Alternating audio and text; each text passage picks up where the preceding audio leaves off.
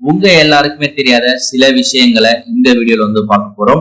நம்ம வாய் எதற்கு ஈரமாக இருக்கணும், அதே மாதிரி நம்ம வாய் எதற்கு வறண்டு போகுது, இது ரெண்டுமே ஆப்போசிட் ரியாக்ஷன். இந்த ரெண்டுமே இதுக்கு வந்து நமக்கு ரொம்ப ரொம்ப இன்றியமையாதது அப்படிங்கிறத இந்த வீடியோல வந்து பார்க்க போறோம். வீடியோ ஸ்கிப் பண்ணாம பாருங்க. வாழ்க்கையில எல்லாருக்குமே தேவைப்படக்கூடிய விஷயம் இது. நாம் சுவாசிக்கும் பொழுது வந்து நம்ம மூக்குல உள்பகுதியில பாத்தீங்கன்னா நீர் அப்படிங்கிறது வெளியேறுது. இது வாய்க்குள் சென்று நம்ம காற்றை வந்து ஈரப்படுத்துது. அதோடு சேர்ந்து பாத்தீங்கன்னா எச்சில் சுரப்பிகள் இருக்கு இல்லையா, நம்ம வாயில இருக்கும். அது எல்லாமே பாத்தீங்கன்னா வாயை வந்து ஈரப்பதமா வைத்துக் கொள்ள உதவுகிறது. இது எல்லாமே வந்து ரொம்ப ரொம்ப முக்கியமானது. நமது வாய் எப்போதுமே ஈரப்பதமாக இருக்கணும். எதற்காக அப்படின்னு உங்களுக்கு தெரியுமா? அதுவும் வந்து இதற்கான நிறைய காரணங்கள் இருக்கு. அதை இப்ப நம்ம டீட்டெயிலா ஒன் பை ஒன்னா பார்ப்போம். செரிமானம், சுவை, பற்களின் பாதுகாப்பு, பேசுவதற்கு, கிருமிகளை எதிர்த்து போராடுவதற்கு, இதுக்கு எல்லாமே பாத்தீங்கன்னா நம்ம வாய் வந்து ஈரப்பதமா இருந்தா மட்டுமே வந்து இது எல்லாமே வந்து சரியா வந்து நடக்கும். இதுல நம்மளுடைய வாய் ஈரப்பதமா இல்லை அப்படின்னா இது எல்லாமே தடைபடுவதற்கான வாய்ப்புகள் வந்து நிறையவே இருக்கு. இதனால நமக்கு பாத்தீங்கன்னா நோய்கள் வருவதற்கான வாய்ப்புகள் வந்து நிறையவே இருக்கு. செரிமானம் அப்படின்னு பார்க்கும் பொழுது வந்து உமிழ்நீர், அதாவது நம்மளுடைய எச்சில் உள்ள நொதிகள், என்சைம்ஸ் சொல்லக்கூடிய நொதிகள் நாம் உண்ணும் பொழுது உணவை வந்து செரிக்க தொடங்குகிறது. சுவை அப்படின்னு பார்க்கும் பொழுது உணவின் சுவையை உணர்வதற்கு ஈரப்பதம் ரொம்ப ரொம்ப முக்கியமானது. நம்மளுடைய வாய் வந்து வறண்டு போயிருந்தால் வந்து அதனுடைய சுவை அப்படிங்கிறது நம்ம சரியா வந்து கண்டுபிடிக்க முடியாது. இதனாலதான் வந்து காய்ச்சல்ல இருக்கும் பொழுது நம்ம வாய் வந்து வறண்டு இருக்கும். அந்த நேரத்துல நம்ம சாப்பிடும் பொழுது ஒரு டேஸ்டே இருக்காது, சாப்பிடணும் அப்படிங்கிற ஒரு எண்ணமே வராது. அதே மாதிரி இது எதனால ஏற்படுது அப்படின்னா சுவை அரும்புகள் அப்படின்னு சொல்லக்கூடிய டேஸ்ட் பட் அப்படிங்கிறது அந்த நேரத்துல சரியா வேலை செய்யாம போறதுனால நம்மளால சுவையை வந்து உணர முடிவதில்லை. நம்ம வாய் வந்து ஈரப்பதமா பாத்தீங்கன்னா அந்த நேரத்துல வந்து இருக்காது. அதே மாதிரி பற்களின் பாதுகாப்பு அப்படிங்கிறத பார்க்கும்போது ஈரம் பற்களை வந்து சுத்தம் செய்ய பயன்படுது. உமிழ்நீரில் உள்ள தாதுக்கள் எல்லாமே பாத்தீங்கன்னா பற்களில் உள்ள எனாமலை வந்து வலுப்படுத்துகிறது. ஒரு பல்லுக்கும் இன்னொரு பல்லுக்கும் இடையே இருக்கக்கூடிய ஒரு உராய்வு அப்படிங்கிறது, தேய்மானம் அப்படிங்கிறது குறைவதற்கு இந்த உமிழ்நீர் அப்படிங்கிறது ரொம்ப ரொம்ப இன்றியமையாத ஒன்றா வந்து இருக்கு. பேசும் பொழுது வாய் வறண்டு போனால் வந்து பேசுவதற்கு நிச்சயமா கடினமா இருக்கும். தொண்டை வறண்டு போயிடுச்சுன்னு சொல்லுவாங்க, பேச முடியாது, தொண்டை கட்டிடும். இந்த மாதிரி நிறைய விஷயங்கள்லாம் நடக்கும். உதடுகளும் நாக்கும் ஈரப்பதமாக இருந்தால் மட்டுமே வந்து தெளிவா நம்மளால வந்து பேச முடியும். அதே மாதிரி அதிகமாகவும் வந்து எச்சில் அப்படிங்கிறது ஊறிடக்கூடாது. அப்படி ஊறினாலும் உங்களால வந்து பேசுவது கடினமாக வந்து இருக்கும். கிருமிகளை எதிர்த்து போராட உமிழ்நீர் வாயில் உள்ள பாக்டீரியாக்களை வந்து கட்டுப்படுத்தும். நோய் தொற்றுக்கள் ஏற்படாம வந்து இதுதான் வந்து தடுக்குது. மிக மிக முக்கியமானது நம்ம வாய் என்ட்ரன்ஸ் தான்.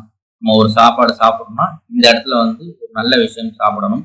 அதுல மேபி ஒரு சின்ன சின்ன கிருமிகள் இருந்துச்சு அப்படின்னா அதை எதிர்த்து போராடி வந்து இந்த உமிழ்நீர் பார்த்தீங்கன்னா நமக்கு ஹெல்ப் பண்ணுது.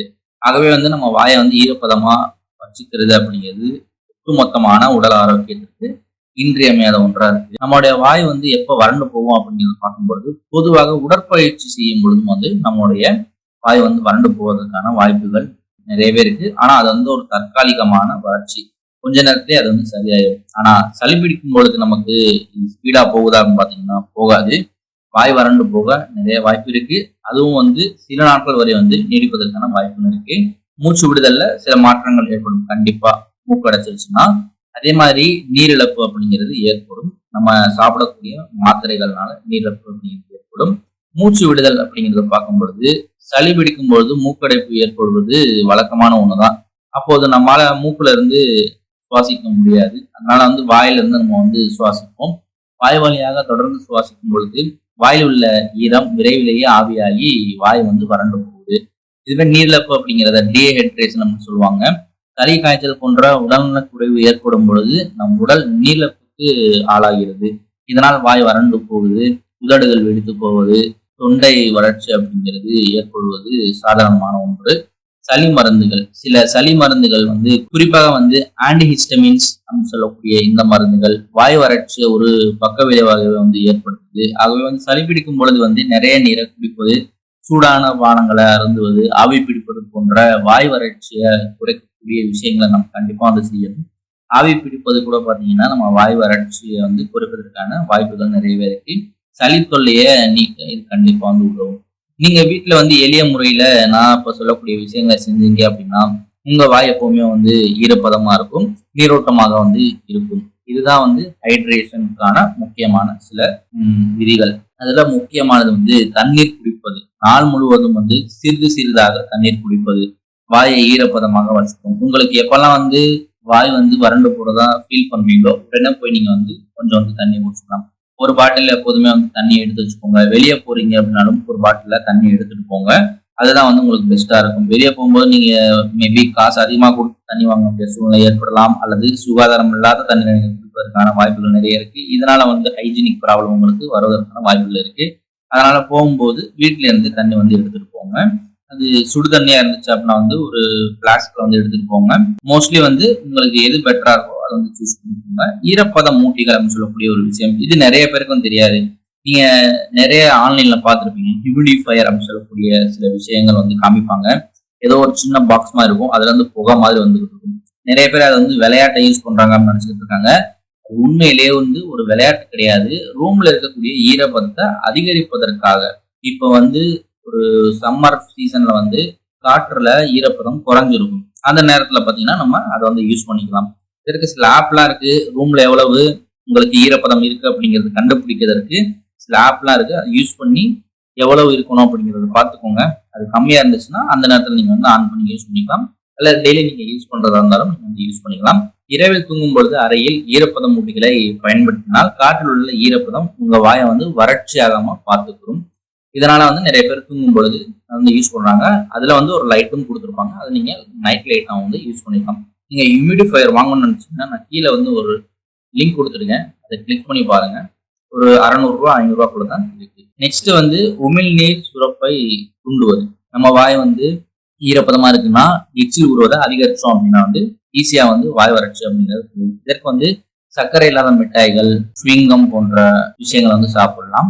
சர்க்கரை இல்லாத மிட்டாய்களை சாப்பிடுவதோ அல்லது ஸ்விங்கம் மெல்லுவதோ உமிழ் சுரப்பியை தூண்டும் அப்படின்னு சொல்றாங்க.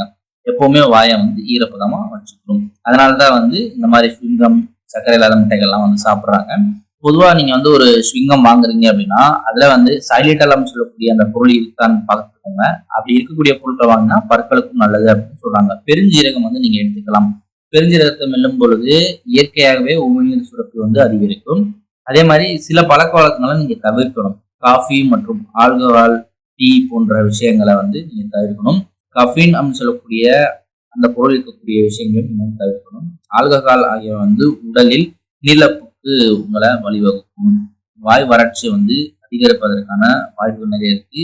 இதெல்லாம் குறைச்சிக்கிட்டீங்கன்னா உங்களுக்கு ஈஸியா பாத்தீங்கன்னா ஹைட்ரேட்டா உங்க உடம்பு வந்து வச்சுக்கலாம். மூக்கடைப்பு ஏற்பட்டிருக்கும் பொழுது வந்து வாய் வழியாக சுவாசிக்கும் பொழுது இது வாய் வறட்சி அதிகரிக்கும். முடிந்தவரை மூக்கின் வழியாக சுவாசிக்க பழகுங்கள். நீங்க மூக்கு வழியா சுவாசிக்கணும் அப்படின்னா வந்து இதற்கும் வந்து சில மருந்துகள் இருக்கு. மூக்கு அடைச்சிருச்சு அப்படின்னா அந்த நோஸ் டிராப்னு சொல்லுவாங்க, அதை எடுத்து மூக்குல விட்டீங்க அப்படின்னா வந்து மூக்கடைப்பு அப்படிங்கிறது நீங்கிரும். அப்படி நீங்கும் பொழுது வந்து நீங்க ஈஸியா வந்து மூக்கின் வழியாக வந்து சுவாசிக்கலாம். இதனாலேயும் உங்க வாய் வறட்சி அப்படிங்கிறது தடுக்கப்படும். காரமான மற்றும் உப்பு நிறைந்த உணவுகள் இதை நீங்க வந்து தவிர்ப்பது நல்லது. இத்தகைய உணவுகள் வாயை எரிச்சல் ஊட்டுவதற்கு அதே மாதிரி வறட்சியை ஏற்படுத்துவதற்கு அதிகமான வாய்ப்பு அப்படிங்கிறது வழங்கும். இந்த வழிமுறைகளை பின்பற்றும் பொழுது உங்க வாய் வறட்சி அப்படிங்கிறது தொடர்ந்தால் பல் மருத்துவர் அல்லது பொது மருத்துவரை நீங்க வந்து டிசிஷன் அப்படிங்கிறது கேட்டுக்கலாம். ஏனெனில் சில நேரங்கள்ல இது வேறு ஏதேனும் உடல் பிரச்சனையாக இருப்பதற்கான வாய்ப்புகளும் இருக்கு. கண்டிப்பா இந்த வீடியோ உங்களுக்கு வந்து யூஸ்ஃபுல்லா இருந்திருக்கும். ஏன்னா இந்த விஷயம் அப்படிங்கிறது எல்லார் வாழ்க்கையும் நடக்கக்கூடியது. வாய் வறட்சி அப்படிங்கிறது எல்லாருடைய வாழ்க்கையும் நடக்கக்கூடிய ஒரு விஷயம். இந்த வீடியோ பிடிச்சா லைக் பண்ணிக்கோங்க. இந்த வீடியோ உங்க ஃப்ரெண்ட்ஸ்க்கு ஷேர் பண்ணிக்கோங்க. இந்த மாதிரி ஒரு சில வீடியோ நம்ம சேனல்ல இருக்கு, அதையும் போய் செக் பண்ணி பாருங்க.